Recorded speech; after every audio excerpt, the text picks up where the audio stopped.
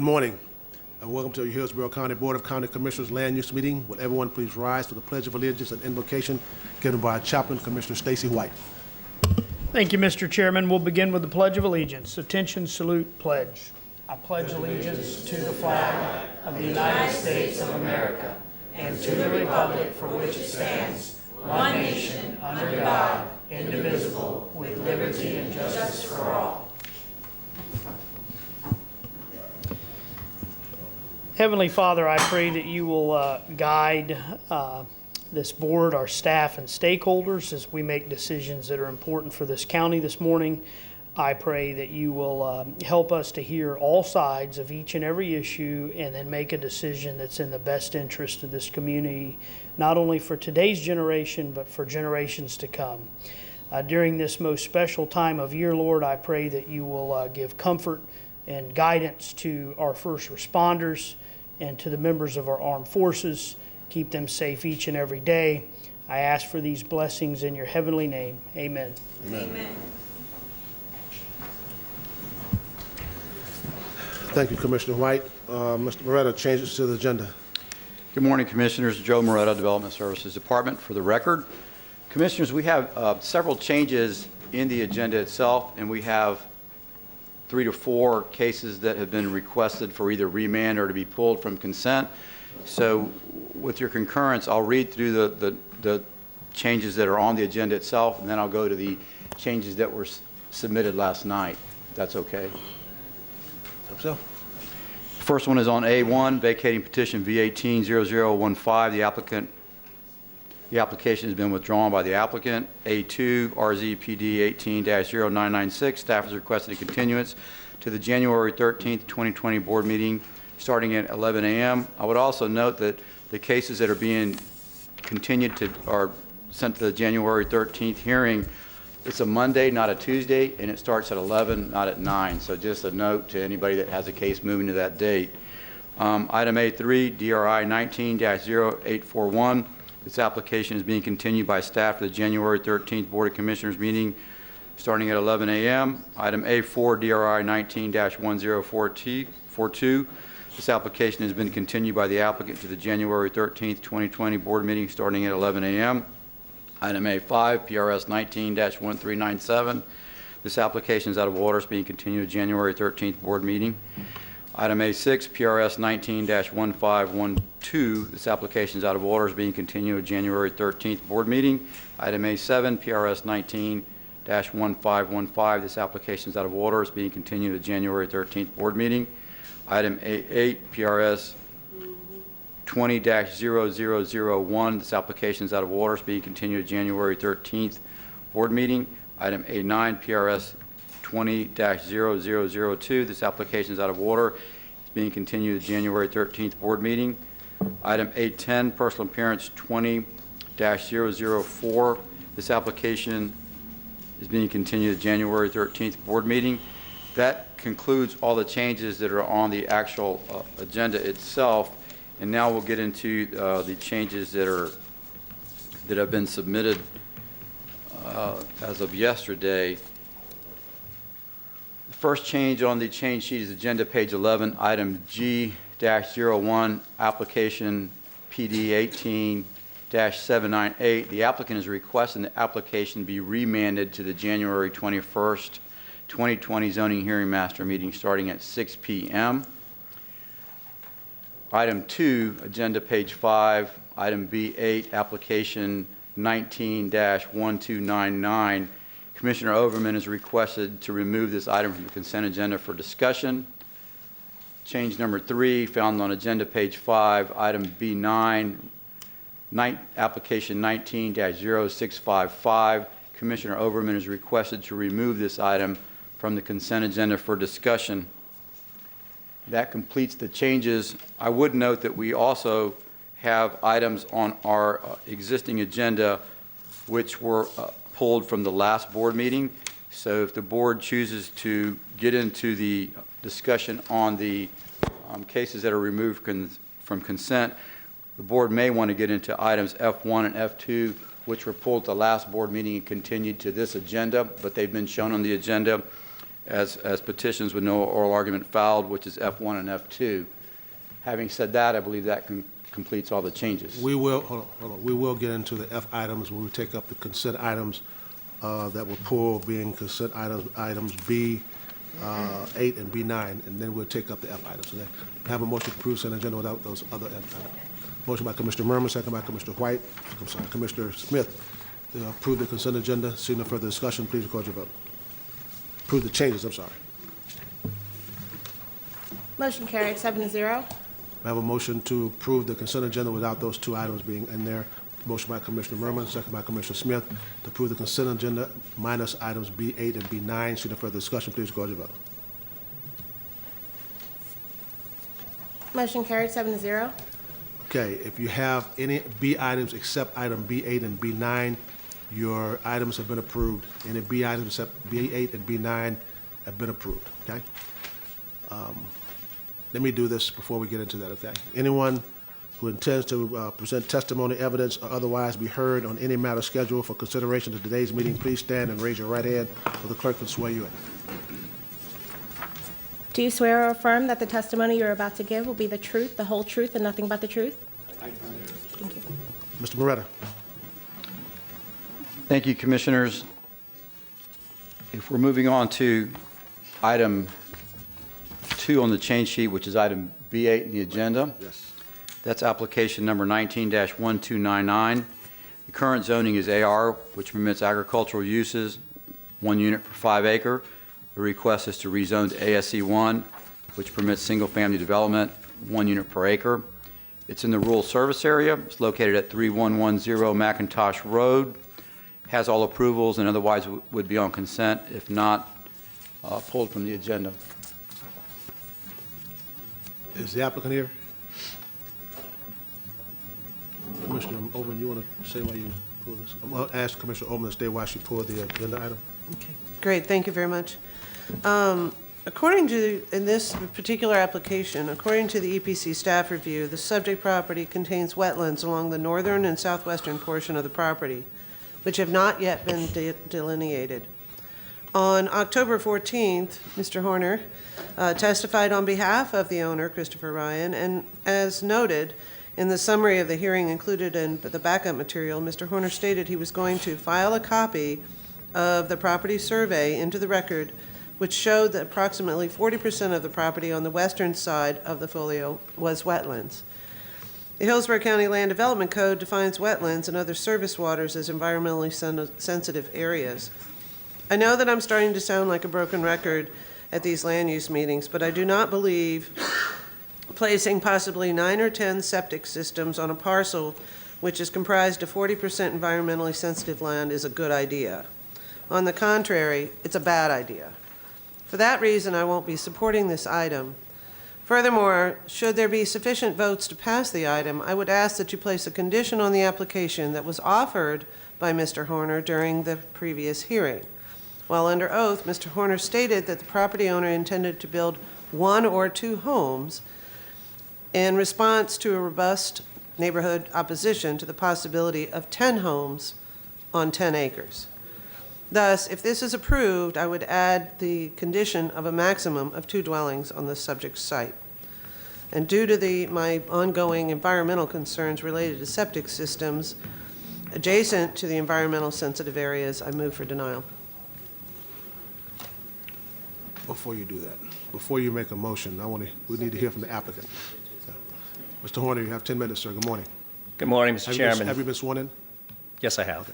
Good morning, Mr. Chairman and board members. I'm Michael Horner, 14502 North Dale Mabry Highway, Tampa 33618, representing Mr. Chris Ryan, owner and applicant who is standing next to me. There was some confusion, Commissioner Overman, and thank you for bringing this issue up. No oral argument was filed, and there was a robust discussion at the zoning hearing master hearing. My client, after hearing that discussion, went to every single neighbor and said, this is my plan. My mother wants to live on this property. I want my mother to be close. He has a beautiful house. Show the aerial, please. My client has a beautiful house, one of the nicest houses out there, under the trees. We told the neighbors He wants to build one house for his mother. I told the residents at that hearing, not 3, 4, 5, 6, half this site is wet. We are not encroaching in any wetland areas. There's already 2 driveways on a McIntosh Road. My client has 9.6 acres. He has AR zoning. He can only keep his one house. That's the sole purpose of filing for the ASC1. His mother's independent. She's getting older in years. She wants to live out her life near her son, but she doesn't want to live with her son. He's going to build her a brand-new house in the front, no wetland impacts. We're prepared to accept your condition. Thank you. That's what I was asking for. My pleasure. But I also need it in writing. So, I understand. We yeah, commit on the record. to largely accept. because properties live beyond the owners. And so if it's zoned with the condition, then we won't have a problem in the future, assuming that Mr. Ryan outlives his family and decides to, move on to a different circumstance. I would hope that this property would have those conditions attached to it. So that's why I asked. And Commissioner, I might add that he has already retained Landmark Engineering to do a certified parcel that only allows one additional lot. So we're already underway in that process. Commissioner Thank you. Overman, I don't think you can get it on any other record any clearer than what we're going to have here today. So I think it's going to be on record if he's agreed to that. Yeah. My Commissioner mom White, will be thrilled, thank you. so Commissioner White, you recognize? You gonna make a motion? Commissioner White. I would just turn to staff and just ask the right way to get this condition incorporated into this procedurally. Thank you. Since this is a Euclidean zoning district, the appropriate way to achieve that would be to place a restriction on this zoning. I believe the applicant has on the record agreed to it. Restrictive zoning can be done with agreement of the applicant, and So it would become zoned ASC1R. R, that's Okay. correct, with a limit of no more than 2 single-family residences on the property, and that will be a zoning control that will carry through any development of the site. You want to move that, Commissioner? Overman? Yeah, with that being heard and agreed upon, I'll move for approval with the ASC1R zoning.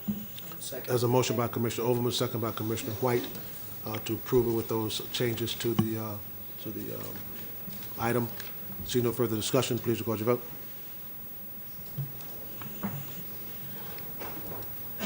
Motion carried, 7-0. Thank you, Commissioners. Thank you. Mr. Loretta. Thank you, Commissioners. That brings us to item B9, application 19-0655, located 20 feet northwest of the intersection of 32nd Avenue and South 90th Street in the Greater Palm River area. The existing zoning is AS1. The underlying plan is Res 20, which recently went through a comprehensive plan amendment and was approved by the board. The applicant is proposing a 326-unit multifamily plan development zoning that would bring the density up on the zoning, if approved, to 20 dwelling units per acre. It has all approvals and would otherwise be on consent. Commissioner Overman, you approve this. You want to address it, please? Yes, please, and thank you. The last time we saw this application on September 19th, and at that time, the application was not supported by Development Services, and the Planning Commission found the application inconsistent with the comp plan. Reading the original staff report, I was concerned with the lack of connectivity, which has been my comments all along since I got here, as to access to this project, which would be located solely on Causeway Boulevard to the north, with emergency access provided to the south along 32nd Avenue, and no access to 90th Street to the east. During the continuance, the applicant agreed to convey 30 feet of right-of-way within their property line to provide improvements on portions of 32nd Avenue and 90th Street. But it doesn't look like my concerns about connectivity have been fully addressed.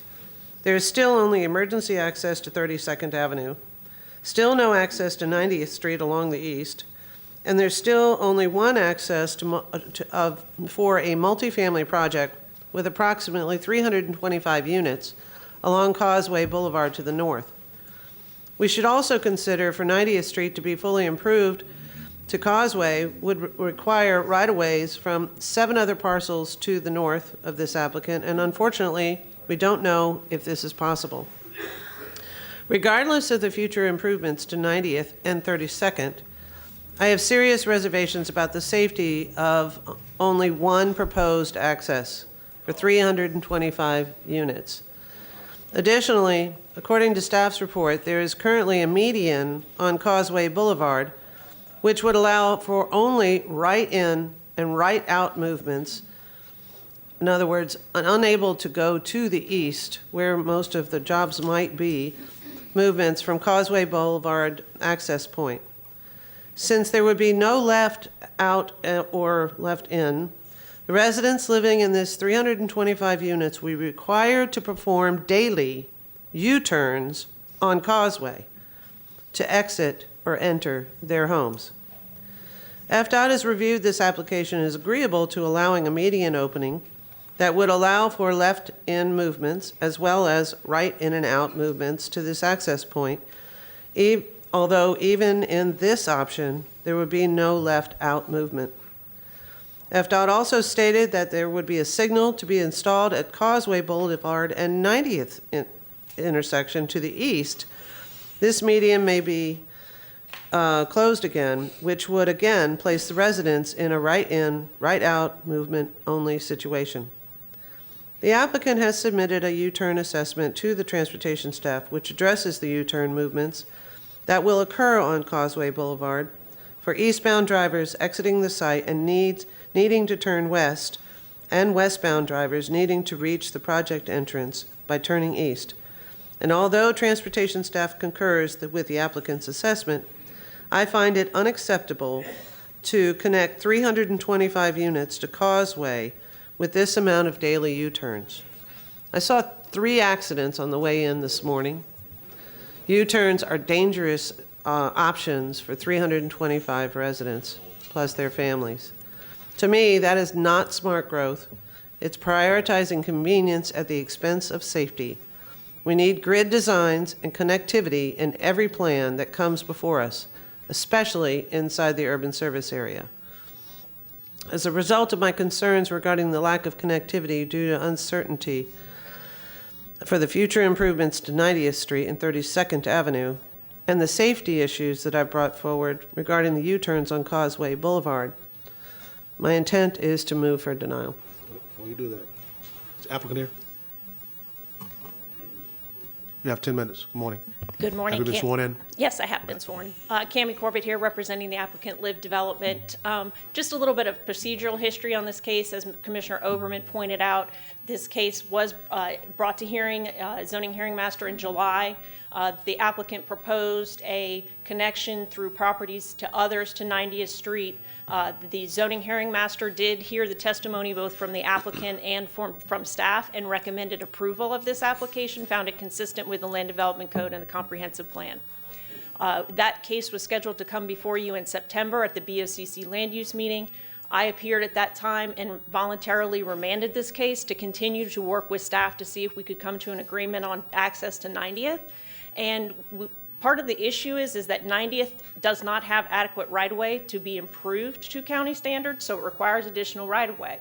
One idea that we talked about with staff at length was whether or not Parks and Recreation would be able to provide additional right-of-way to allow us to improve it. We actually submitted into the record, and you have that in the record, a proposal to improve 90th all the way from 32nd up to 90th with right-of-way from Parks and Recreation. However, Parks and Recreation had serious concerns about utilizing park property for right-of-way, and so that really wasn't a viable option. Both Development Services and Parks and Recreation were in agreement with that. I won't speak with them. They could speak for themselves, but that was the end result. So that left us as the applicant, we only control the right-of-way that we control.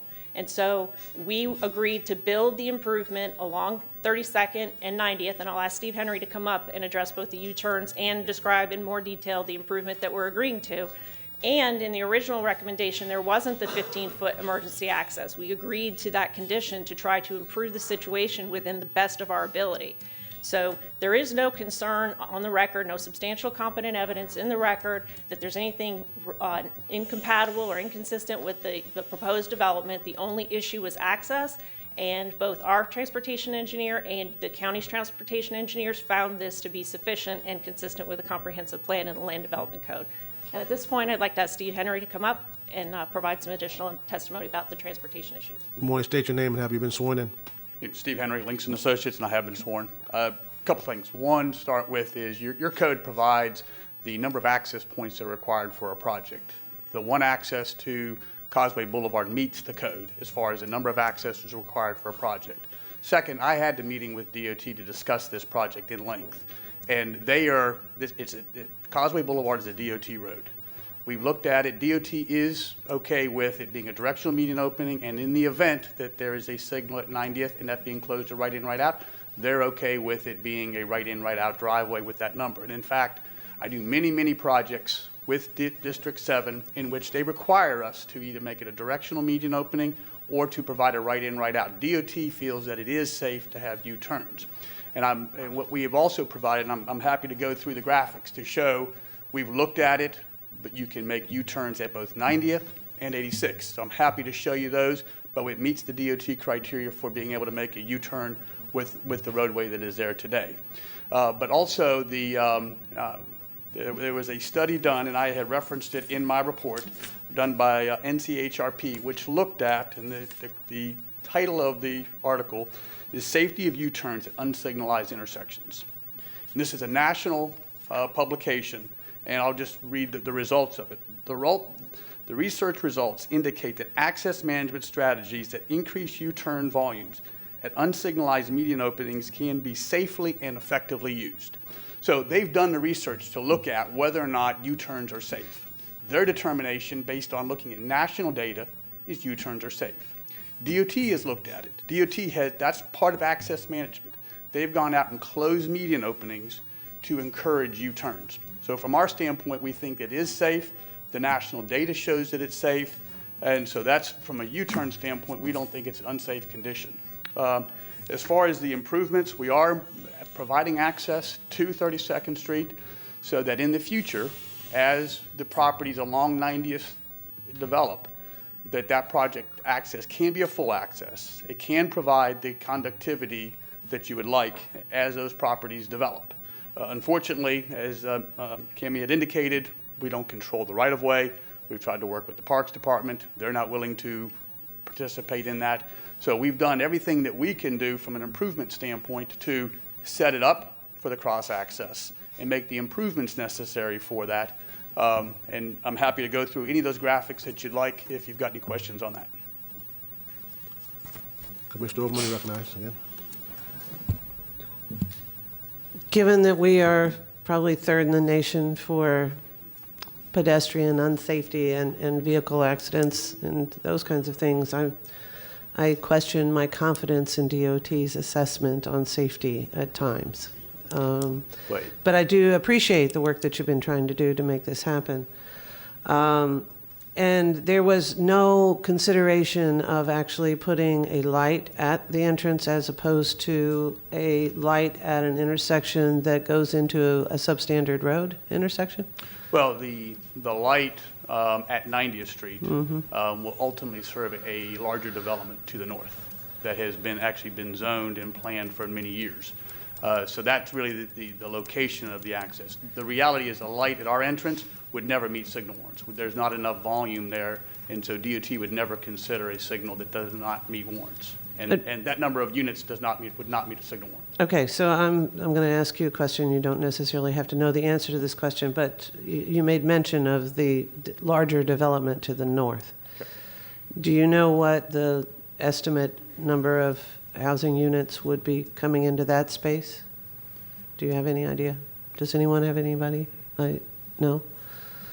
I mean, we're making conditions for a project that doesn't exist, and in my opinion, causing some challenging for an existing project that is coming. So I'm trying to get an understanding of the risk. Even if that project, let's assume that project wasn't there and wasn't happening, DOT would still never allow us to put a signal at the entrance for this development because it would not meet signal warrants.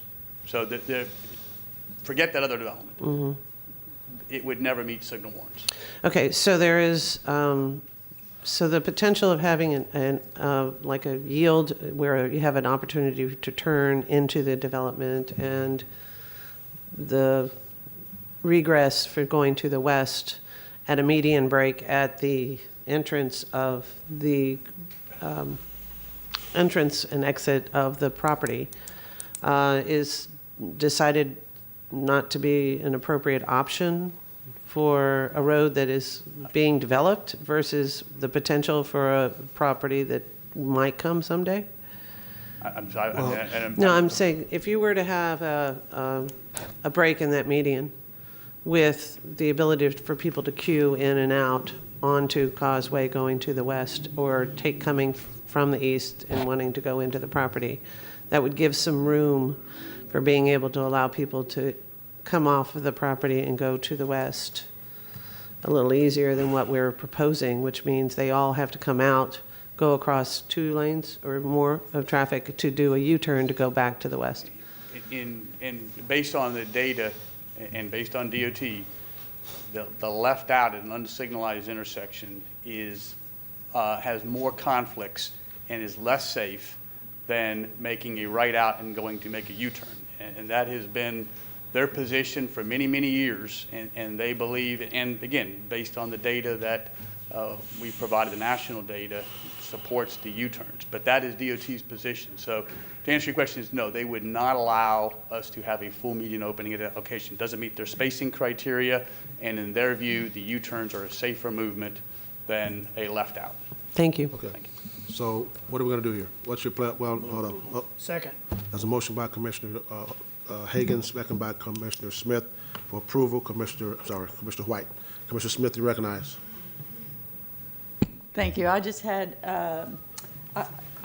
I'd like to ask staff about the possibilities of 90th Street, because and I wish that these pages were paginated, so had page numbers in the future so we could refer to them. But it's the 4th page of the backup has a map of the property, and it's got a green area where the applicant is dedicating right-of-way on 32nd Avenue and turning up 90th.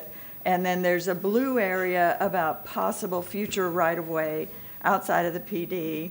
And that's going to be improved by the applicant? Yes, Commissioner, the green area is going to be improved by the applicant for a future roadway connection up into the point of the wetlands on 90th Street. And then from the wetland point north, portion of the green and portion of the blue, the pavement is going to be improved to allow access by emergency vehicles until such time as the road is otherwise widened. So they'll be making the proposal is for them to make some improvements to 32nd and 90th for the ultimate full access of the road, and then the interim improvements to accommodate emergency vehicles. And the exit onto 32nd will accommodate emergency vehicles for now? Correct. But tell me about what hope we have that there will someday be full access to not just emergency, but to 32nd and up 90th. Commissioners, the constraint on 90th Street is the right-of-way. On the east side is park property, and we did have vigorous conversations with Parks Department, and it was ultimately determined that taking right-of-way or taking land from that park would have a significant negative impact on the park. It was not a viable option for us. That leaves the west side of 90th Street. What this application would do, if it were approved, is it sets the table that any development coming in on that corner, sort of northeast of the project, would be required to improve 90th Street, and they would be fronting on that right-of-way, so the development would be able to provide the right-of-way for that improvement. The project as condition does have cross-access proposed from this zoning site itself to that property to the east, as well as to property to the west on the southwest. So eventually, there would be access to 90th as these properties to the north of this on 90th south of Causeway, Development Services will be requiring them each to dedicate right-of-way. Yes. Thank you. Commissioner Kemp, you recognize. Thank you. You went exactly where I was going, exactly where I went in the office when they came in to brief me, because I also had concerns. This is like, I was sitting there in the office and asking a million questions. It's like a puzzle that you're putting together that the pieces don't fit. And I have concerns about, I hear what you're saying. It could be 10 years, it could be 50 years before this is done, but I guess this is an absolute requirement on the properties to the north, should they redevelop. That's how we would treat any of those properties if they were to come in to develop. We believe that we're setting the table for such a treatment with this application and would carry through on the improvements of 90th. In fact, any development there would likely be taking access off of 90th to some degree. And I also wouldn't want to sacrifice our parks for right-of-way. I don't think that that's the appropriate thing. I was looking at the Tico corridor to the left. I was looking at 32nd, I guess it's 32nd in the south. And yes. Could you reorient the buildings, or how could you do this? And, it just, it looks like, I know what FDOT studies show in terms of U-turns. I'm not sure that it's very convincing to me. I guess I would really want to see it myself because it seems when you do this kind of density. But I feel better that this part is set aside for the future. But I'll just say I think it's very much worthy of this discussion and this concern. I'm just, I thank everybody for more clearly looking at this, because I think it's a real concern and it shouldn't go by unnoted. We have a motion by Commissioner Hagan, second by Commissioner White for approval. Seeing no further discussion, please record your vote.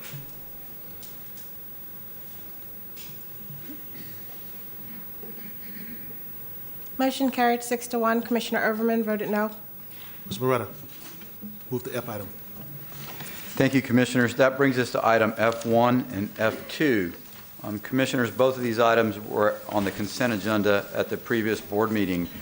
Item F1 is a plan development, and this is what drove the removal of an application from the consent. F2 is related because it's a rezoning, and I'll go over both of them now. Item F1 is a plan development. It's proposing to rezone property from an existing PD, RSC 6MH in general commercial. It's proposing to expand into the PD 2 pieces of property on the west side, and it's contracting from the PD on the northwest side, a piece of property that will be proposed to be zone CG. The CG zoning is the subject of item F2, which is application 19-1189. These sites are located on Highway 92 and County Road 579 on the southwest corner. Commissioners, I already spoke to the PD. The next item is F2, which is a standard district. The current zoning is PD, which is part of the existing church proposal in the previous case, and they're simply rezoning to CG. It's a 1.2 acre site. Excuse me, F1 is a 41.8 acre site. Both of these cases were on consent. I believe Commissioner Smith pulled the item F1, if my recollection serves me well, at the previous meeting, and then it was continued. So that brings us up to this point in time. Okay, when we vote, we're going to vote on both of these items, F1 and F2 together. Commissioner Smith, you recognize. Right, and I don't think I had to pull it. I think the applicant asked for a remand or a deferral, but it was my concerns that probably came up in the discussion, and there were concerns about accessibility because they were standing on their exemption from ADA as a church, but in my research and in my workings with the disabled community, I understand that with these accessory uses, they are not so exempt. And so this bottom line is they added a sidewalk to one piece. On the south side of the. And this campgrounds. condition with the pedestrian cross-access, so my concerns are alleviated, and I'll move the item. There's a motion by Commissioner White, second by Commissioner Overman to approve item, well, somebody. A motion by Commissioner Smith, second by Commissioner Merman to approve item F1 and F2. Seeing no further discussion, please record your vote.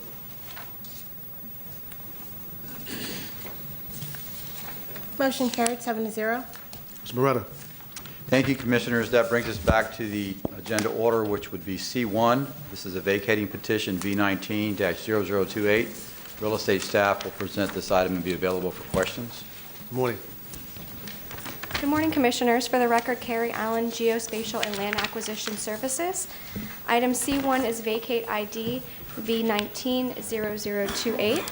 This is a petition by Adam and Ashley Sutton to vacate a portion of a platted, unimproved 30-foot wide right-of-way lying between lots 71 and 72 within the plat of Tropical Lakes. This is recorded in Plat Book 14, page 35 of the Public Records of Hillsborough County. The petitioners desire to vacate the proposed area to assist with meeting setback requirements for the construction of a home and to provide for better use of their adjacent lots. The proposed vacate area is located north of and perpendicular to Trout Lake Court, west of North U.S. Highway 41 in Lutz. This petition was routed to appropriate departments and agencies, and there are no objections to the vacation of this portion of right-of-way. However, Tampa Electric Company and Charter Communications each request the reservation of a utility easement over the proposed vacate area due to facilities located and maintained therein. Staff recommends approval of this petition request. Thank you. This is a public hearing. Anyone wishing to speak on item C1? Anyone wishing to speak on item C1? We'll close the public hearing. Motion by Commissioner Merman. Second by Commissioner White to approve item C1. See no further discussion. Please record your vote. Motion carried, 7-0. Ms. Moretta. This brings us to item C2, V18-0026. Real estate staff will present this item and be available for questions. Good morning, everyone. Good morning, Commissioners. For the record, Alicia Alvarez, Geospatial Land Acquisition Services. Item C2 today is Vacate ID number V18-0026. This petition is brought by Revival Ministry International, Inc. to vacate a portion of an improved platted right-of-way known as River International Drive, originally platted as Ottaway Drive, lying within the plat of Subway subdivision recorded in Plat Book 82, page 18 of the Public Records of Hillsborough County. Accompanying this petition is the acceptance of a perpetual access easement from the petitioner over and across the proposed vacate area. This request was made for the purpose of church expansion and to install speed bumps to slow traffic down. Petitioner has executed the access easement that will ensure the public is provided a continuous, uninterrupted ingress, egress, and access over the proposed vacate area. The proposed vacate area is located east of I-75, south of Martin Luther King, and north of East Broadway Avenue in Tampa. The petition was routed to appropriate departments and agencies. There were no objections to this vacate. However, Hillsborough County Public Utility Department, Tampa Electric Company, and Charter Communications did request a reservation of the utility easement over the vacated area due to facilities that need to be maintained. There are nearby residents that have written objections to the letter, written objections to the vacate petition. The access easement ensures the public is provided with continuous, uninterrupted ingress, egress, and access over proposed vacate area for pedestrian, bicycles, the vehicles and emergency service uses. The staff is recommending approval of this petition. Thank you. This is a public hearing. Anyone wishing to address item C2?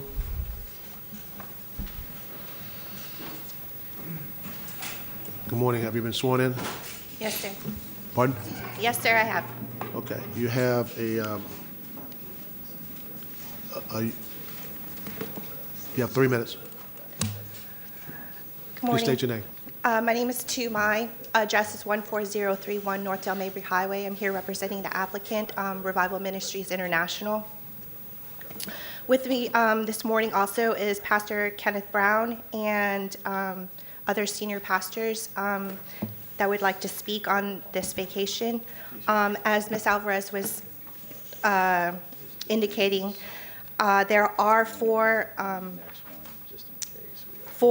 citizens that objected to the petition. Elaine Futch, who is located at 3911 McCartney Lane, and then the Moyers, who are located at 3905 McCartney Lane, and George Perkins, who resides at 10806 Julian Road, and the Birches, who reside at 1808 Julian Road. To speak on the objection, for Ms. Futch and the Moyers, they do have direct access to McCartney Lane, which is a public right-of-way. However, we left sufficient right-of-way on River International Drive for them just in case they needed it. As far as Mr. Perkins, he does have direct access to Julian Road, which is a public right-of-way. And for the Birches, again, they do have direct access to Julian Road, which is a public right-of-way. As Ms. Alvarez stated, we do have an agreement with the county for a perpetual public access easement, which allows public access for continuous and uninterrupted ingress and egress. And so we find that this is a great compromise for their objections, and so we hopefully get an approval for this vacation. I'd like to thank staff for reviewing the petition, and before I conclude, I'd like to ask anybody that's in support of this petition to stand.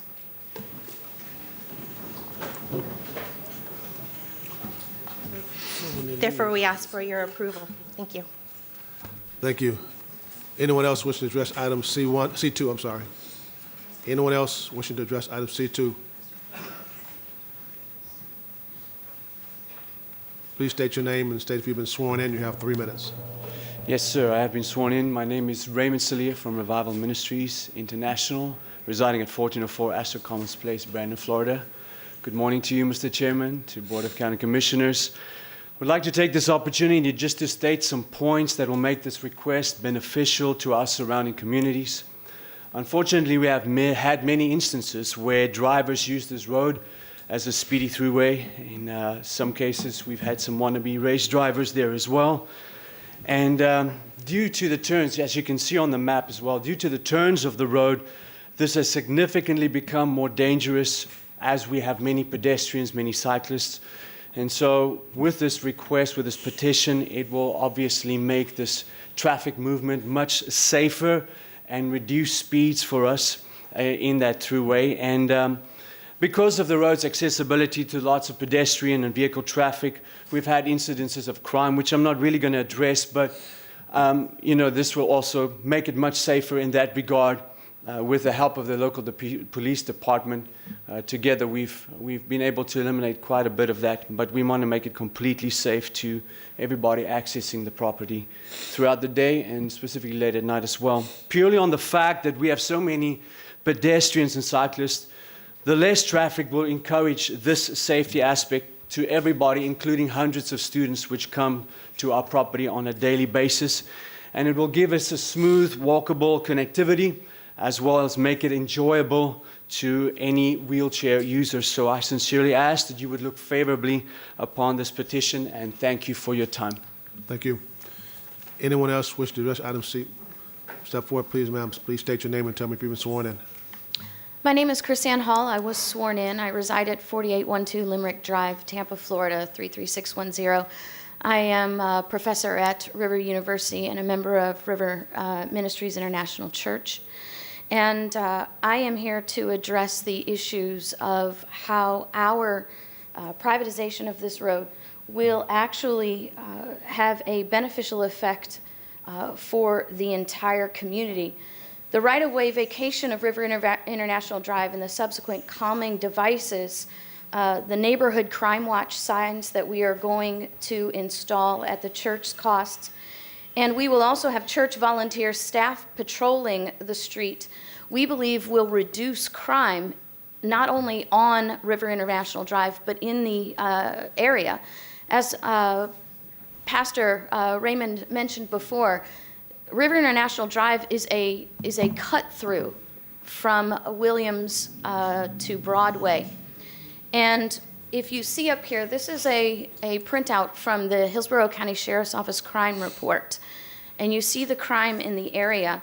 I have also taken the crime in the second page and listed the crimes from 2016 to 2019 that have occurred solely on River International Drive. We believe, as this being a convenient and also kind of a concealed cut-through, that by privatizing these roads and adding the speed bumps and adding the monitoring, we're going to be adding the crime watch signs, we're going to be adding wireless cameras, that it would be simply a deterrent for people to choose to commit crime in that area. Because if you're looking to commit a crime and you don't have public access like this cut-through, you're going to think twice about maybe committing the crime there.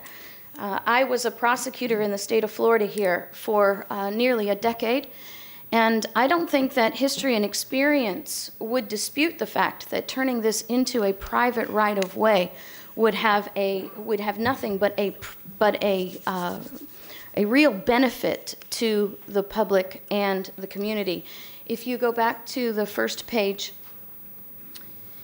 you will see that the crime in this area is not insignificant.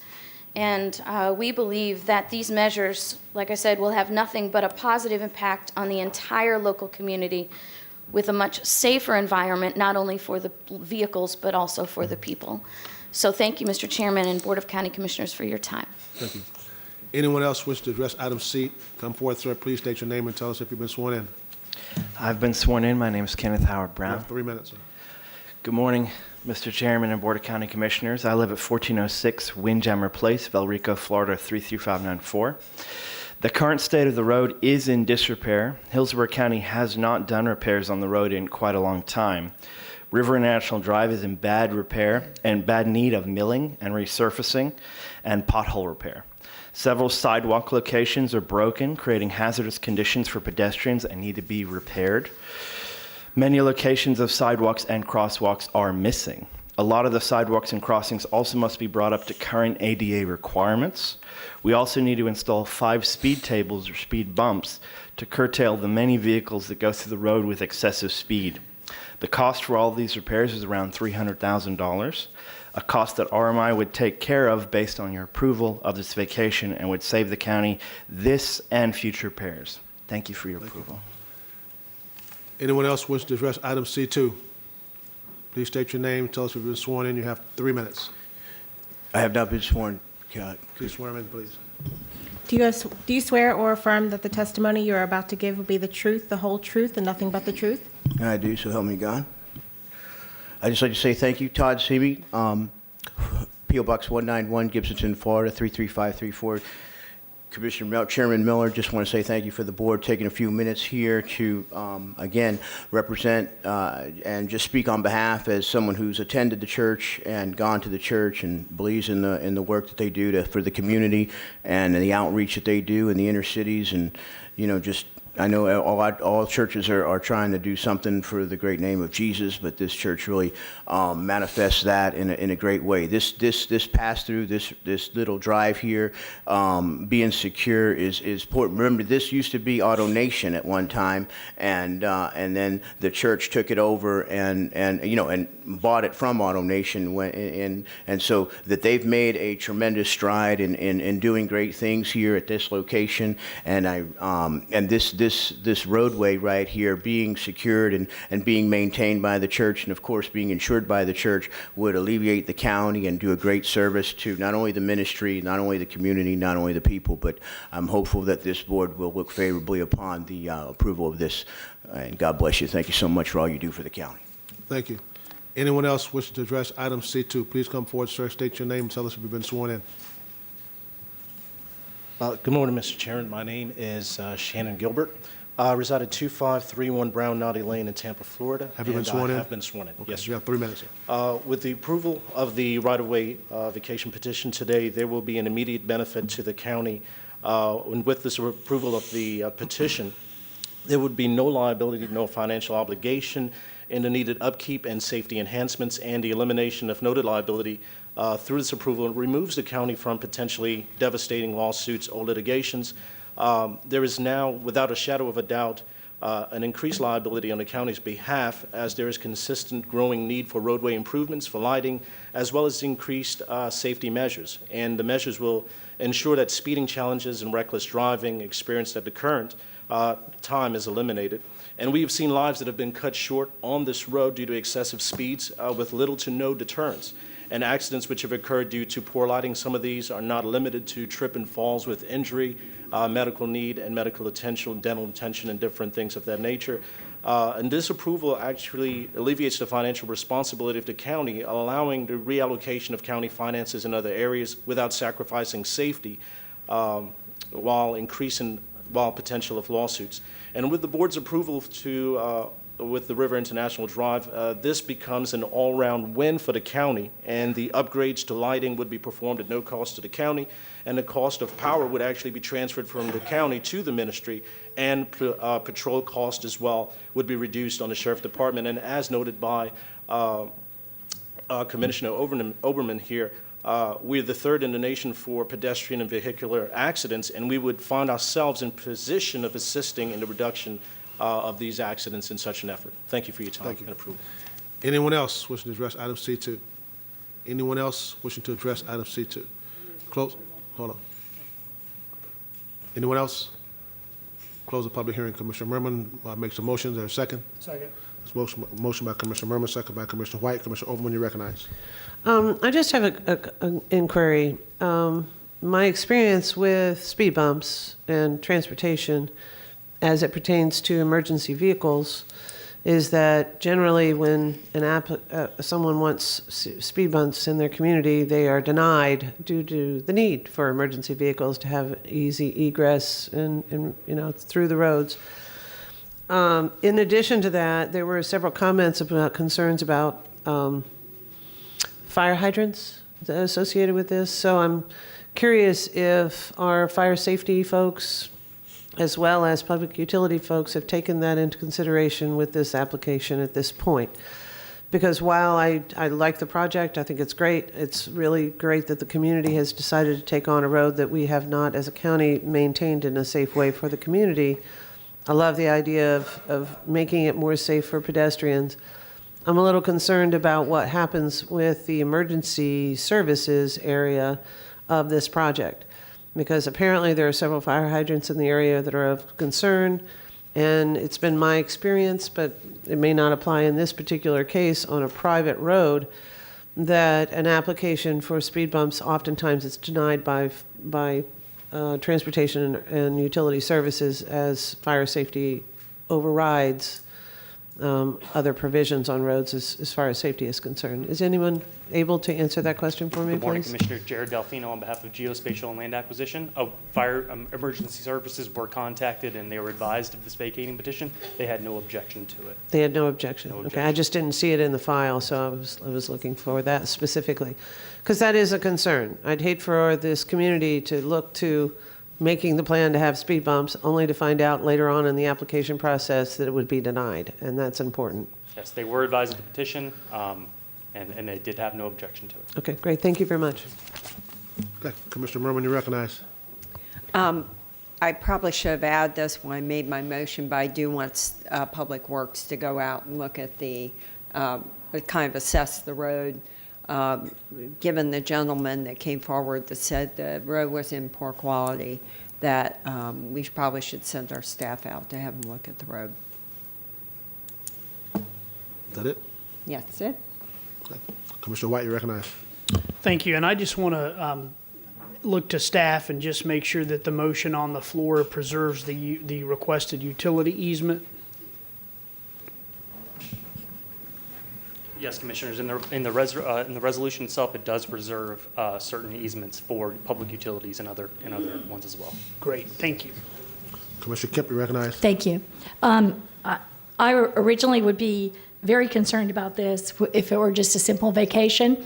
But the fact that staff has said that with this is a perpetual access easement so that it can always return to us should we need to have that happen because of future conditions, that it is not just us taking out an asset that we now have. So I'm more comfortable with that. I don't know if it looked like that Mr. Gormley wanted to comment. Yeah, just to confirm that there is a public access easement over it. The land would remain in the ownership of the church. However, that right of the public to travel on that road and be accessible to vehicles, including emergency vehicles, will run in perpetuity with that land.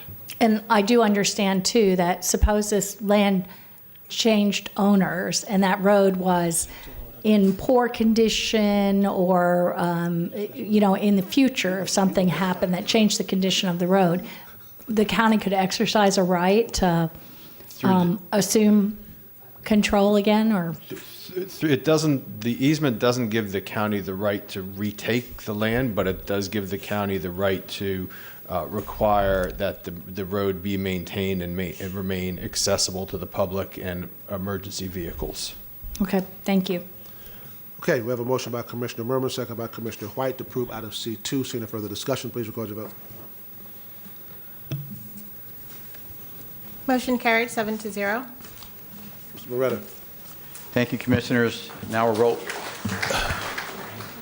You all don't have to leave. You can stick around. Let's hold on a minute. Hold on a minute.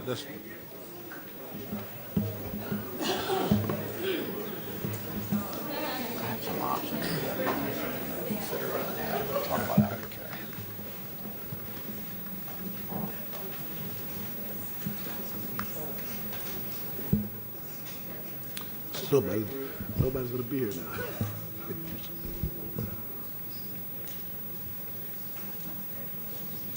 Okay, Mr. Ryder, go ahead.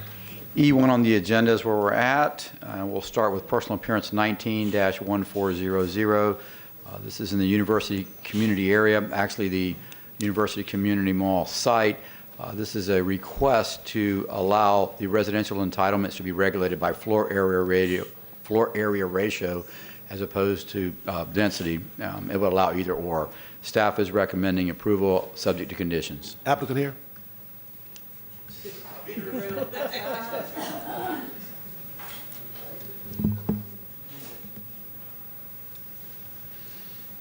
Good morning. Have you been sworn in?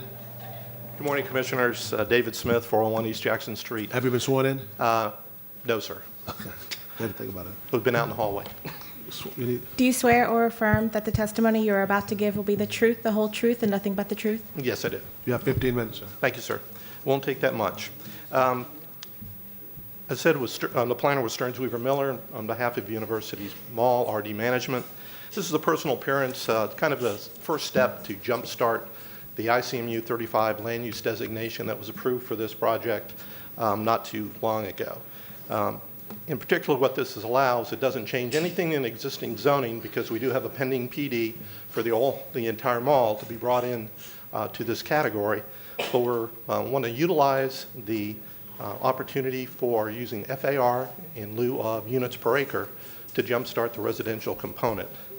We have a party that's interested in starting as soon as possible, and this will give us the opportunity to start implementing that mixed-use category with residential prior to the overall PD coming in for approval.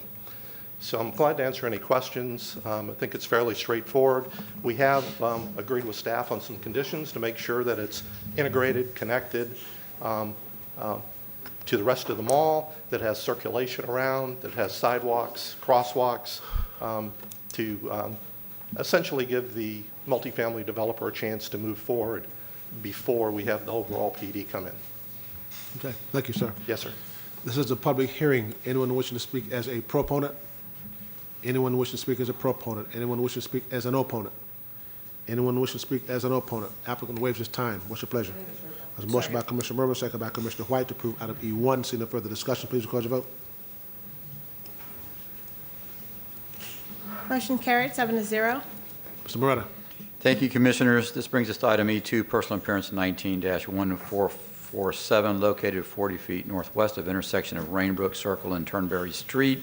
It's for a single-family lot. The lot owner is proposing to amend the PD for that lot to allow an accessory dwelling on the north side of the lot. Staff is recommending approval with the accessory dwelling conditions subject to the Land Development Code requirements for accessory dwellings. Applicant, have you been sworn in, sir? No, I have not. Please swear him in. Do you swear or affirm that the testimony you are about to give will be the truth, the whole truth, and nothing but the truth? I do. Please state your name. You have 15 minutes, sir. All right, thank you. My name is Brad Morrow. I'm the owner, and I live at 1237 Rainbrook Circle, Valrico, the property that we're asking for this modification. We're asking for an addition to our house. It's a two-story house. All of our bedrooms and bathing facilities are upstairs, and my mother has moved in with us. She's 92 and has to navigate two flights of stairs, which is becoming and has been a real safety concern for her. So we're wanting to build an addition going off of our kitchen area into our backyard so that she can have her own privacy and a little place to live and be safe. So that's basically the gist of it. Thank you, sir. Appreciate it. You have a seat now. Thank you. I'll call you back if you need to. This is a public hearing. Anyone who is wishing to speak as a proponent? Yes, sir, come forward. You have, all proponents have a total of 15 minutes. Have you been sworn in? I have not. Swear him in. Do you swear or affirm that the testimony you're about to give will be the truth, the whole truth, and nothing but the truth? Thank you. Please state your name, sir. David Spence, and I'm actually the contractor. But I see this as a growing trend as, you know, we're all aging and we see the different trends that are going on. People are aging, people are moving back home, these sorts of things. So I just see it a lot as a remodeling contractor where our family members are coming back. Even the new builders that are developing are creating these mother-in-law suites, as we call them, accessory dwellings, what have you. And I think we should just take that in consideration as the needs are changing. And, you know, of course, accepting the responsibility of building to code and those sorts of things. But where it once was something that may not have been looked at as very popular, I think it's going to be very popular, you know, the further we get down the road. So I am, obviously, for the addition. Okay, thank you, sir. Thank you. Any other proponents? Anyone else speaking as a proponent? Anyone wishing to speak as an opponent? Anyone wishing to speak as an opponent? Sir, you're going to waive your time. You don't need to speak, okay? But God bless your mom. How old is she, 92? She's 91, she'll be 92 in January. Okay, all right. Commissioner Kemp, you're recognized. Did I hear I'll move approval. I didn't know if I heard that or not. I just wanted to say,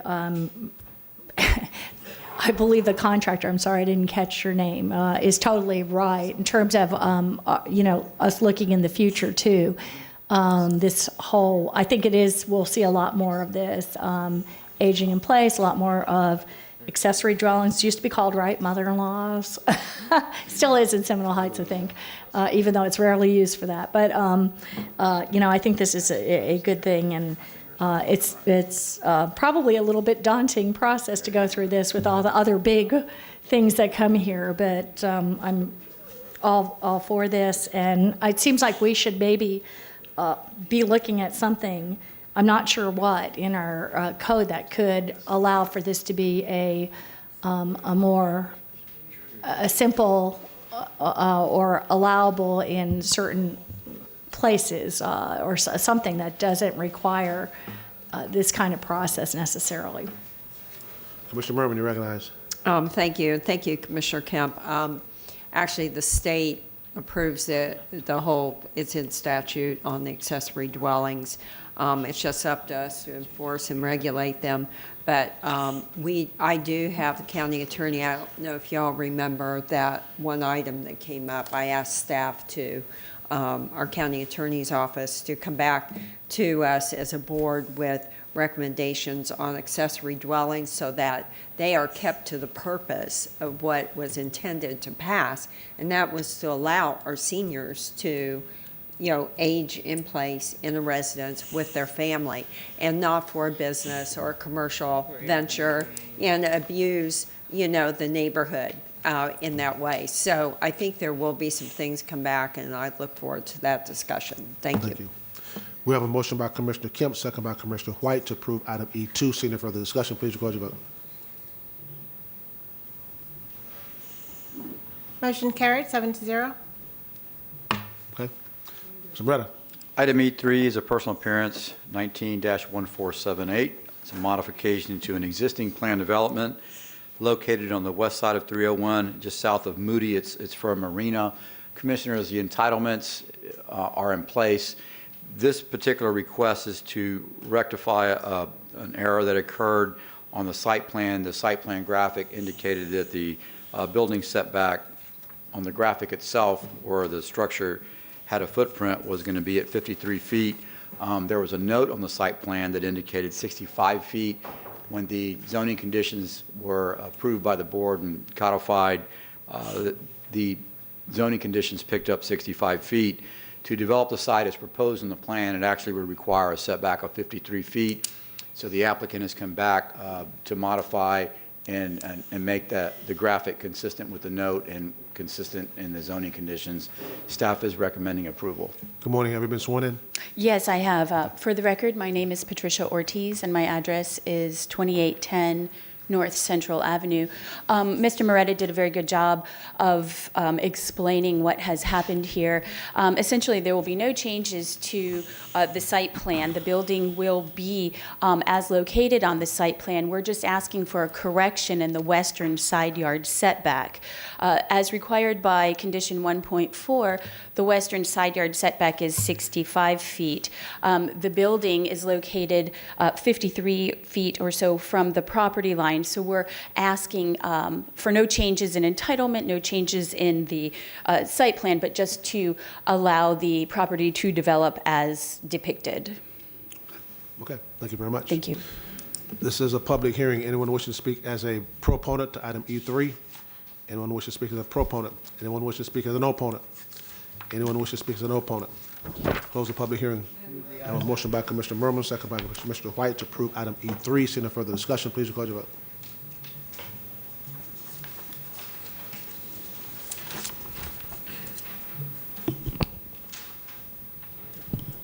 Commissioner Overman. Motion carried, 7-0. Mr. Beretta. Thank you, Commissioners. This brings up item E4, personal appearance 20-0003, located 30 feet south of the intersection of Hatton Road and Ashton Green Drive. It's a minor modification to a plan development. It's a very straightforward request. The plan development regulates access. There's a lot, single-family lot, that's located with access onto Hatton Road. That particular plan shows one access point. The applicant is requesting an additional access point. Staff has reviewed this. Transportation has reviewed it, and we are recommending approval, subject to conditions. Applicant here? Have you been sworn in, sir? I have not. Swear me. Do you swear or affirm that the testimony you are about to give will be the truth, the whole truth, and nothing but the truth? I do. Appreciate being heard today. Today, as staff had mentioned, this is a fairly straightforward request. The PD itself that our firm had prepared years ago was very specific in regards to access. And now we're simply asking for one additional access point for a single-family garage. You need to state your name, too. I'm sorry, Dallas Evans with Landis Evans and Partners, 18115 U.S. Highway 41 North in Lutz. Okay, thank you, sir. Thank you. This is a public hearing. Anyone wishing to address item E4 as a proponent? Anyone wishing to address it as a proponent? Anyone wishing to address it as an opponent? Anyone wishing to address as an opponent? Close the public hearing. Motion by Commissioner Merman, second by motion by Commissioner Merman, second by Commissioner Overman. Approve item E4. Seeing no further discussion, please record your vote.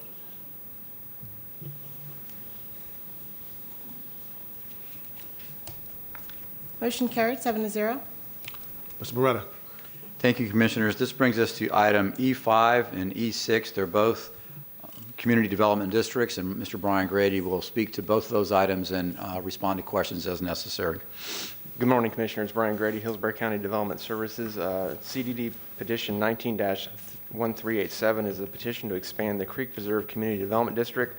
The petition has been submitted by the Creek Preserve CDD to expand the CDD by adding 10 acres to the CDD. The revised CDD would accomplish 174 acres and is located on the east side of Westlake Drive, north of the intersection of Westlake Drive and State Road 674 in Waimama.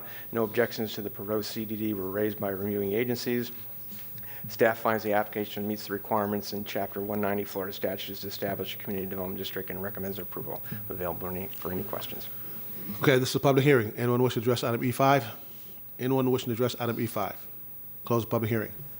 Motion by Commissioner Merman, second by Commissioner White to approve item E5. Seeing no further discussion, please record your vote.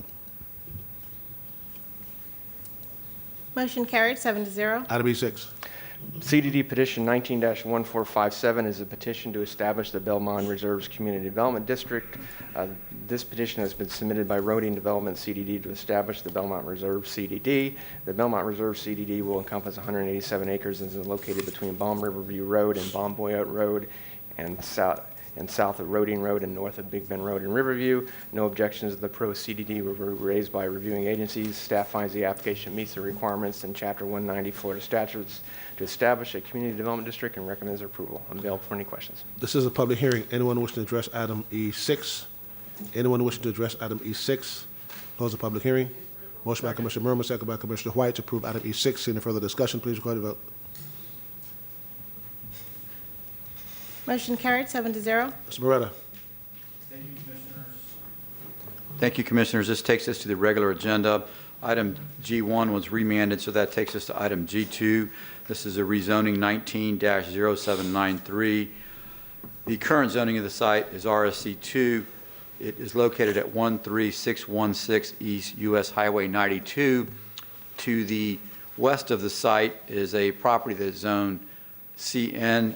The property has restaurant and other possible commercial uses on it. The applicant is proposing this particular zoning from RSC2, which permits residential on half-acre lots, to neighborhood commercial, to comply the buildings and uses on the residential site, which are in need of commercial zoning to make it comply. When staff reviewed this request, zoning staff felt that with the Euclidean or standard district, since there was no site plan to tie it to, that particularly in the areas to the north, that we felt that there were some compatibility concerns, and we had no way to deal with that particular concern in Euclidean district. Staff, because of that, found that to be a district that does not implement the comp plan in a satisfactory way with respect to compatibility. Therefore, staff is recommending denial. Oral argument has been filed.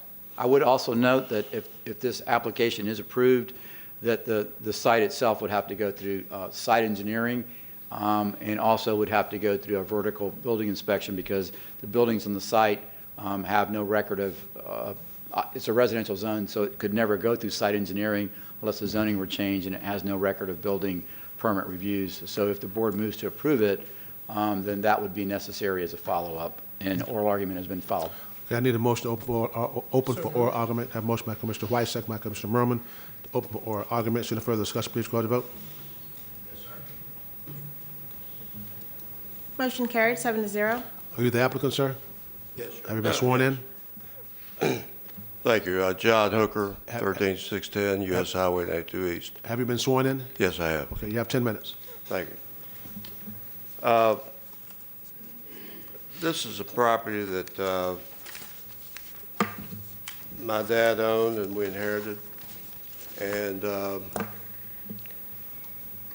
about 18 years ago, the property, we have the corner there at Frisky Road and US 92. There's a store on the corner and an office next to it that's own commercial neighborhood. And the property we're seeking to have rezoned is a proportion that's just east of and contiguous to the property that we own. It's on US 92, commercial highway. There are two businesses there. There's a Tortilleria business and a barbacoa business. There's about 12 people working there. They've been working there for about 18 years. We learned that we were not properly zoned and we were here to have it come in compliance.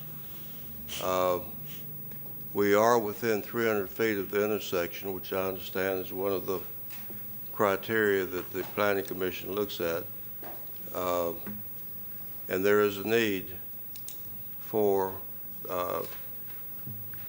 these businesses there. We are located about 2 miles from McIntosh Road and 2 miles from Branch Forbes Road, so we're kind of right in the middle, and there's nothing in between those that provide the services that these businesses provide. You know, it's a very simple thing. All we're saying is we've got 12 people working, contributing to the economy. I noticed that the other agencies didn't have really any objection to it, road-wise, et cetera, et cetera. If there's any problem with the intrusion in the residential area there, which on the east of us, there's a vacant lot that goes over to Swinger Road. That hasn't been built on, and I don't think that it will be. It's on US 92. We would concede if there's a problem, that if there was concede that we could build a fence around it or along the east side of the property there to block us off from the residential area if that was a problem. Other than that, we leave it in your hands. They've got, you know, after 18 years, we've got 12 people that are employed in the businesses that are needed in that area. And we're just trying to come in compliance. Thank you. Thank you, sir. We have one person that's speaking, one person's a party of record that's speaking in opposition, Donald W. Kelly, Sr. Have you been sworn in, sir? Good morning. Yeah, Please swear him in. Do you swear or affirm that the testimony you're about to give will be the truth, the whole truth, and nothing but the truth? Okay, sir, you have 10 minutes.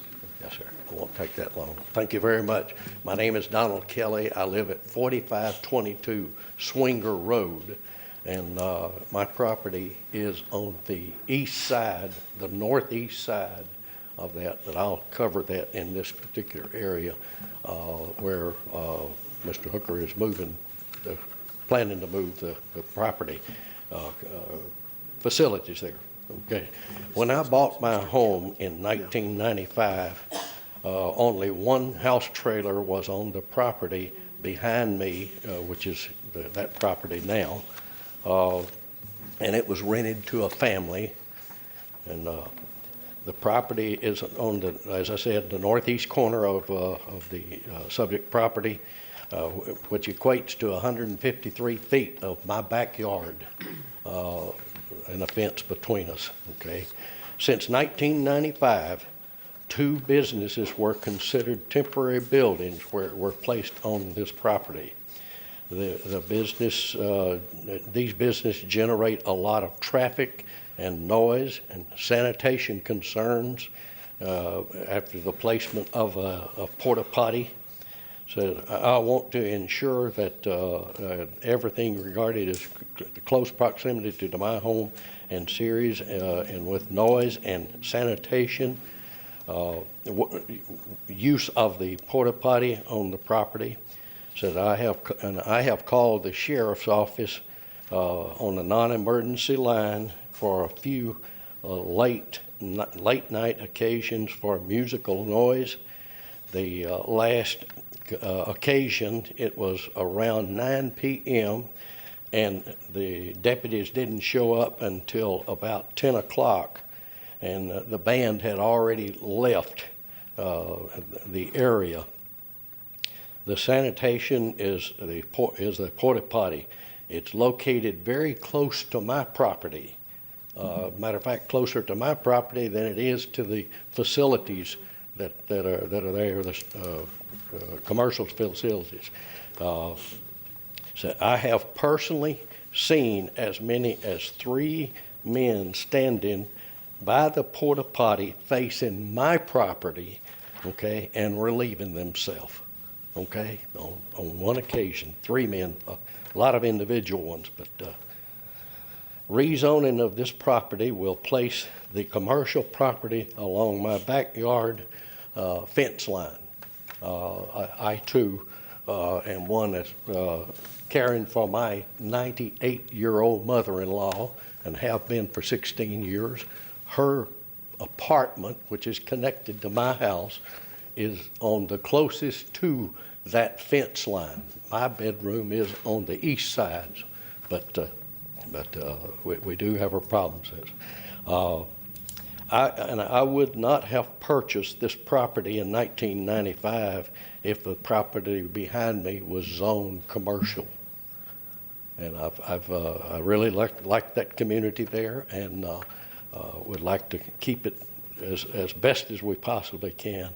But I really appreciate you taking the time to listen to me, and thank you very much for all you do for us. Thank you. Thank you, Mr. Kelly. As an applicant for rebuttal, Mr. Hooker, you have 5 minutes for rebuttal if you want to rebuttal.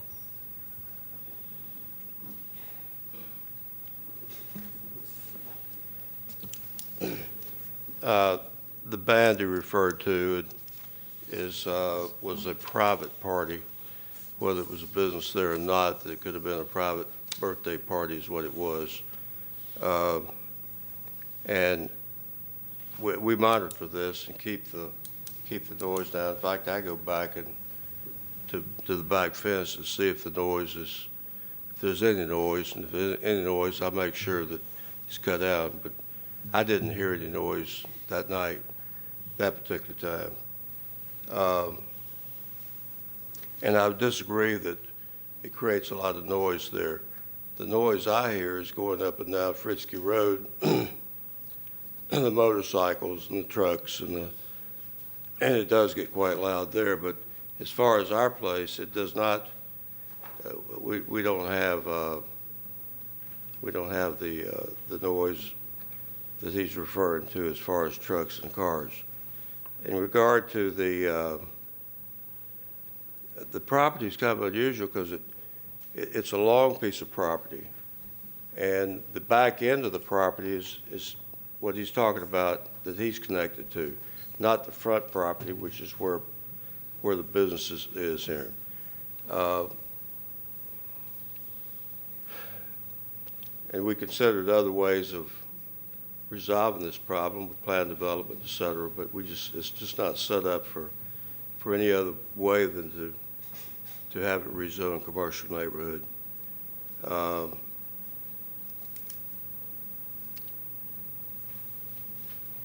You know, we, for the past 18 years, have had every inspection that is necessary for these businesses, and have not had any violations out there. So we have been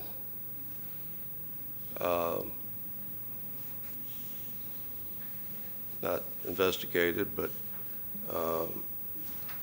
monitored by the different health organizations, food organizations, Department of Agriculture, and Water Department, et cetera, et cetera.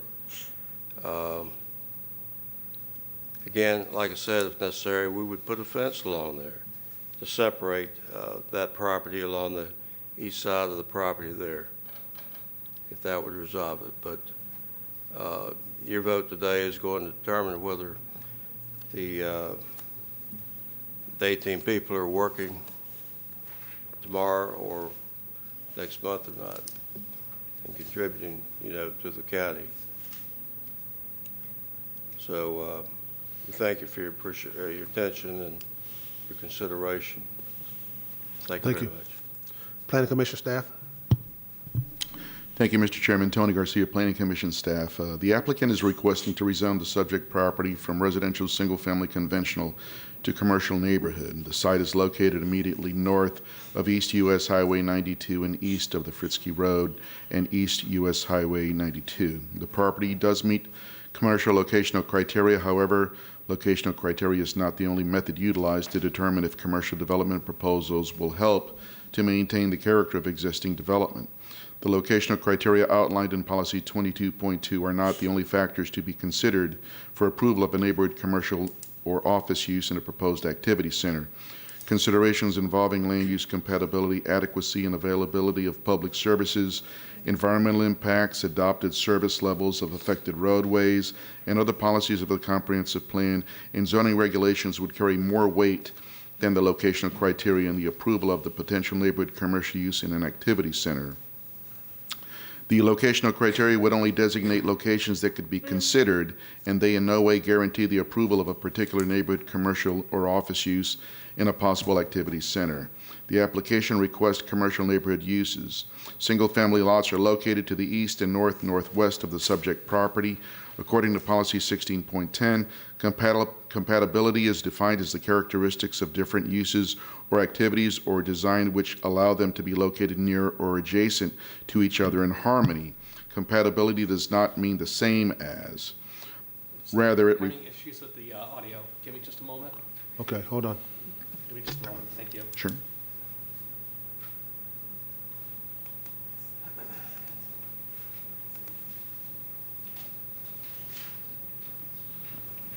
Testing 1, 2. Good to go again. Proceed. Thank you. Compatibility does not mean the same as. Rather, it refers to the sensitivity of development proposals in maintaining the character of existing development. The proposed commercial neighborhood uses would be out of character for this area and would facilitate further encroachment into the existing low-density residential adjacent to the subject property. Overall, the proposed rezoning would allow for future development that is not consistent with the goals, objectives, and policies of the future land use element of the unincorporated Hillsborough County Comprehensive Plan. The rezoning request is incompatible with the existing residential development pattern and would facilitate development that is out of character with the surrounding area. Based upon the above considerations, Planning Commission staff finds the proposed requested rezoning inconsistent with the comprehensive plan. Thank you. Zoning hearing master summary. The zoning hearing master considered the applicant's request for rezoning to the commercial neighborhood CN zoning district for the purpose of recognizing 2 restaurants currently operating on site. The property is approximately 1.35 acres in size and currently zoned RSC2, designated residential 2 by the comprehensive plan. The property is the subject of an active code enforcement violation due to the restaurants operating on property zoned residential. The zoning hearing master stated that adjacent zoning districts surrounding the property are RSC2, RSC4, and CN, and developed with single-family conventional homes with a convenience store located at the intersection of US 92 and Fritzky Road. As you heard, the Planning Commission found that while the property meets commercial locational criteria, the request is incompatible as it is out of character with the existing residential neighborhood. Therefore, the Planning Commission does not support the request. The Development Services Department also does not support the request, finding that the full range of commercial neighborhood zoning land uses would be incompatible with adjacent residential homes. As you heard, one person has testified in opposition, spoke today, and the testimony was based on incompatibility issues, including noise created by the businesses that are currently operating, as well as hours of operation. The zoning hearing master therefore found that the proposed rezoning from RSC2 to commercial neighborhood is inconsistent with the surrounding residential development pattern and recommended denial. Okay.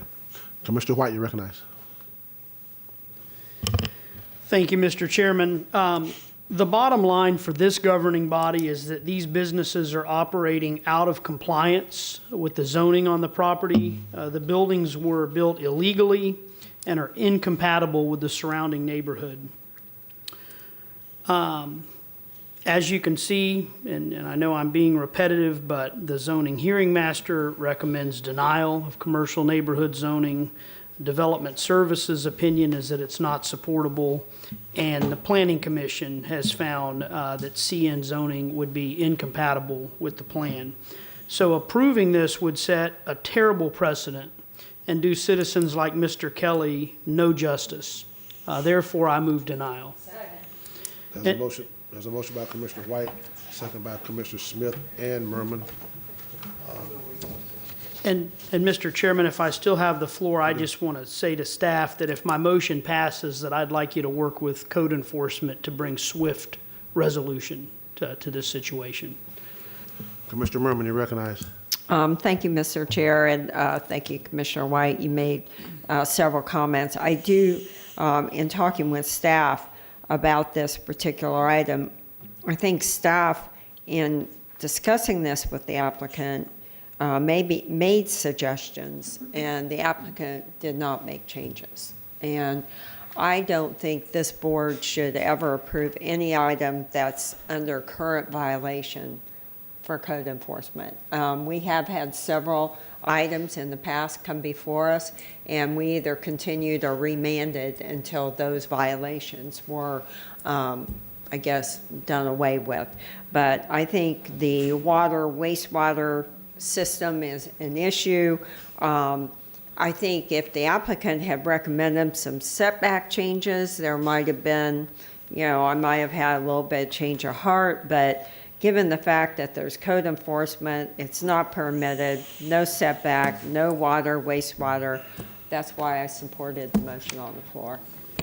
Commissioner Smith, you recognize. Right, thank you. And just to put it on the record, I totally agree with the points made before, and also want to point out that Natural Resources said this is a community potable well buffer area. It's in the rural area. The other residences in the neighborhood have to be on wells. And so we have to be very careful about the sanitation in the area. And we have testimony that this applicant is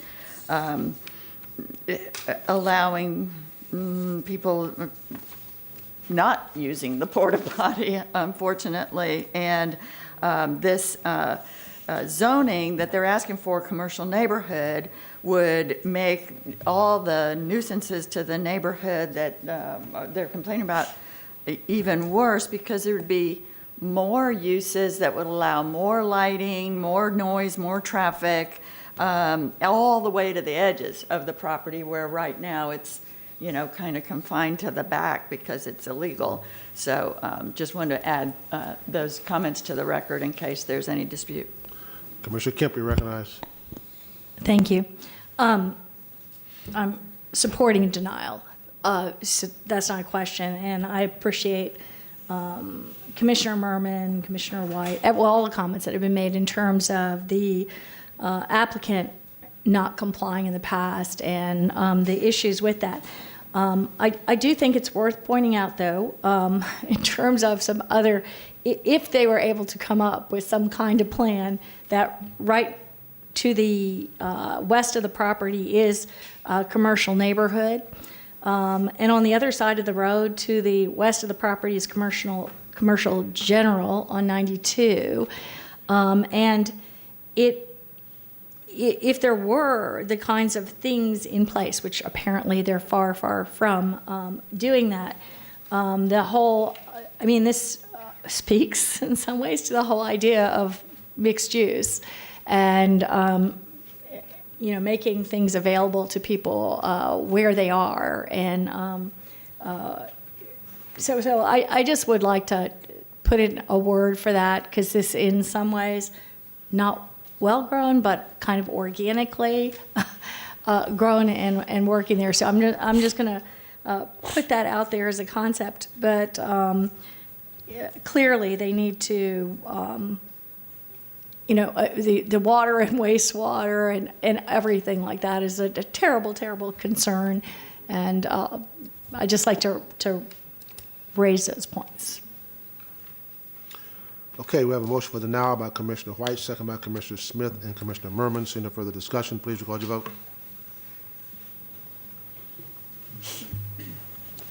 Motion carried 6-1. Commissioner Overman voted no. Scratch that. Revote. Clear the board. Revote again.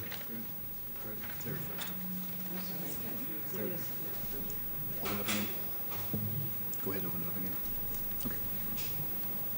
Okay, please record your vote. Motion carried 7-0. Mr. Beretta. Brings us to item K1, Development Services prepared this item, and Adam Gormley will speak to it. Commissioners, item K1 is an item that was requested by Commissioner Merman at the November 6th regular board meeting. This is prepared for the board as a summary sheet that we would propose to include in our staff report. The purpose of this summary sheet would be to take the comments that we've been getting from reviewing agencies and departments and consolidate them and summarize them on one page for easy reference. We would propose to still include the full comments in the backup.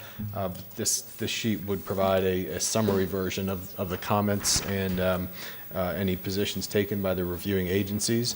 Brought it for the board's review and direction. If there's things on here that you'd like to see different or things that are not on here that you'd like to see, we think this is fairly well covers the type of comments that we have now, but we're certainly open to any board feedback. If the board is accepting of this, we will be presenting this to the board in the context of a revised staff report, which would have this as one of the items included. I did want to touch briefly on, there was some mention of calculating fees at a subsequent meeting to be included in this sheet. That is something that can be done. I did want to advise the board on some of the sort of complications with calculating fees depending on what uses are included. When we have defined uses and defined quantities like single-family residences, we can make some assumptions about size and do a fairly easy calculation of fees. When we get into some different options of uses and different options of types of uses, the variety of fees, the calculation of fees would have potentially a high number of variables, and pointed that out that it may not necessarily accurately give you the number of the fees that would come with the development until those development options are landed. But again, for things like residential development, it would be an easier exercise to calculate those fees with less speculation. And we're Commissioner available for Merman, any questions or comments. Sorry. Commissioner Merman, you recognize. Thank you, Mr. Chair, and I want to thank staff. This has been an item that's always been pretty important to me. Mainly, it's kind of like a little cheat sheet, and I think for the public more than anything, that if they can look at a short summary, like an executive summary of an item before they get into it, and they may be able to navigate the dialogue and the narrative that's being said, like in our book. If we have this accompanying each item, it would help us. Now, it may not be perfect right now, and I think we can absolutely have any changes y'all want to do, but I think the fees was important. It was kind of important to me, and if we can do that, especially on the residential, but you'll probably have to incorporate some kind of a disclaimer at the bottom that says, these are estimates only, not to be the final amount, just so it protects us when people are looking over the items. So, but thank you very much for your work on this. Thank you. Commissioner Merman, I'm sorry, Commissioner Overman, you recognize. Thank you, and thank you not only for putting this on there, but for the result. The result is excellent. There's one area that I wasn't sure about, that I'm not sure where it could go, but in the area where we're talking about the utility service area and water and wastewater, it indicates what area it's in, and yes and no, but it doesn't necessarily indicate whether it's available. So, for example, we have areas in the rural area, outside the urban service area, that actually where wastewater, water services are available because they've reached out to a school, but they're not considered to be available to connect because they're outside of the urban service area. So the only thing I might suggest we have comment is, or add a box that indicates that there is water and wastewater services in the vicinity. Because where we've sort of unilaterally said, well, it's too expensive or it's not available because it's outside the urban service area, and yet there's services there, and the recommendation is to approve because we're requiring them to do septic instead. I want to get away from that as a default decision. So if we could make some note that would indicate whether or not there is water and wastewater services in the area, that, you know, that allows us to make the decision whether or not it's affordable or not. Because there is a default that it's never affordable, or there's some problem. And I think that needs to be highlighted as we tackle our challenges in the area of water and wastewater services to our communities inside and outside the service area. So if we could make a small modification to that effect, I love this idea. I think it's great. Thank you. Thank you. Commissioner Smith, you recognize. Thank you, and thank you, Commissioner Overman. I'm not sure if you got to this, the converse of what you were saying about the urban services sometimes being available in the rural area is also true, that there's many, many places, like 120 communities inside the urban services area. They're still on septic. Gibsonton, you well know, North and South Brandon. So it would be really fuller picture to understand not just they're in or out of the area, but whether or not this is an area on septic or not. And count me in support of doing what we can to estimate fees where we can. I think it'll be good to know where we are approving some commercial project or something with a very broad range of possibilities of uses and a commensurate range of impact fees that we don't know when we're talking about how much traffic they're going to put on the road, how much they're going to be paying. So it'd be good to make that clear. Sometimes we're buying a pig in a poke. Thank you. Okay. You want to take action on this at all? You want to bring it back? Take it? Okay, very good. Is there any other business to come before us during the land use meeting? Any other business come before? No, sir, that concludes the agenda. Okay. We adjourn the land use meeting and now move into the plan amendment workshop. Mr. Garcia. Thank you, Mr. Chairman. Tony Garcia, Planning Commission staff. We have one item for you to be briefed on this morning. Ms. Krista Kelly will make that presentation. Thank you. The slideshow. Well, then, yeah. This one first. Yeah. Just hit that. Thank you, Krista Kelly, Planning Commission staff.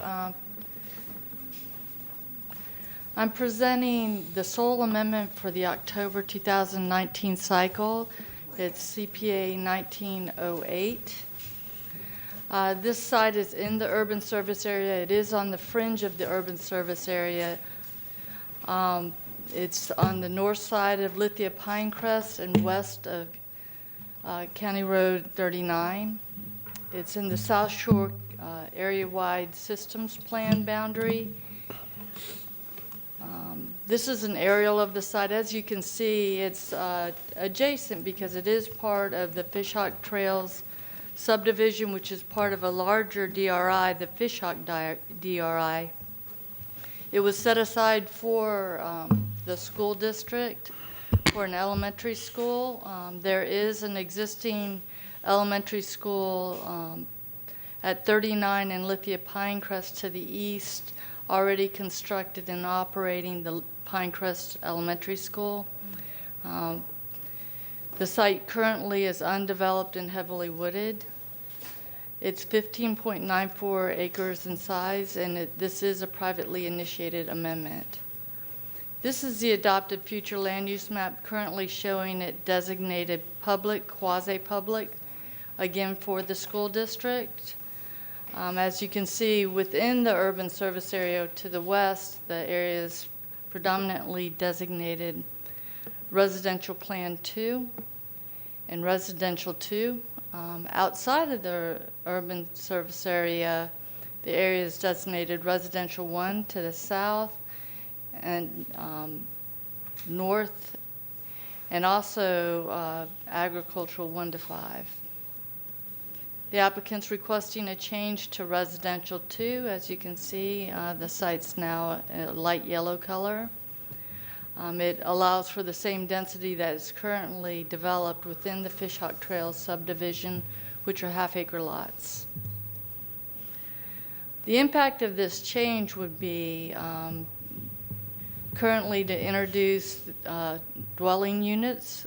Currently, public, quasi-public does not allow dwelling units. I did note that residential 1 showed up on the property appraiser's site for 0.11 acres.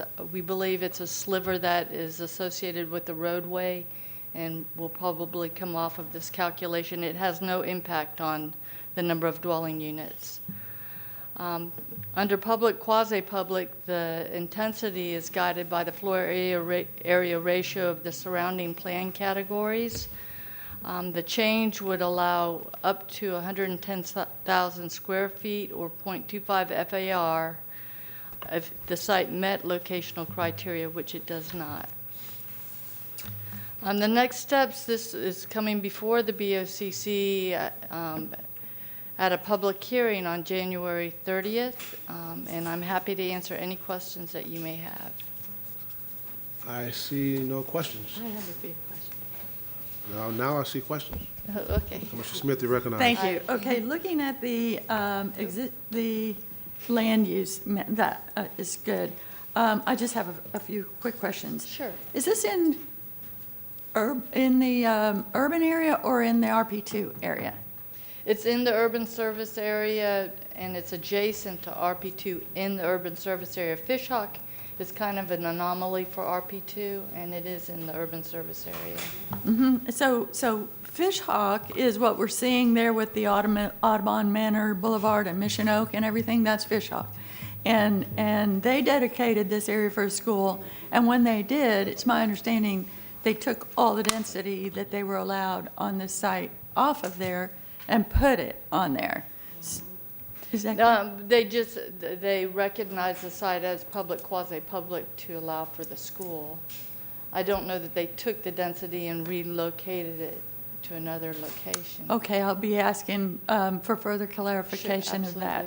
And the property to the east is designated natural preservation, but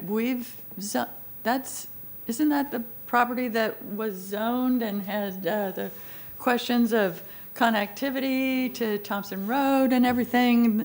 So did they come in and have it rezoned, and this board gave them 2 per acre, even though the comp plan said natural preservation? Are you talking, if you could follow my cursor, this is natural preservation up here. This is Alderman Ford.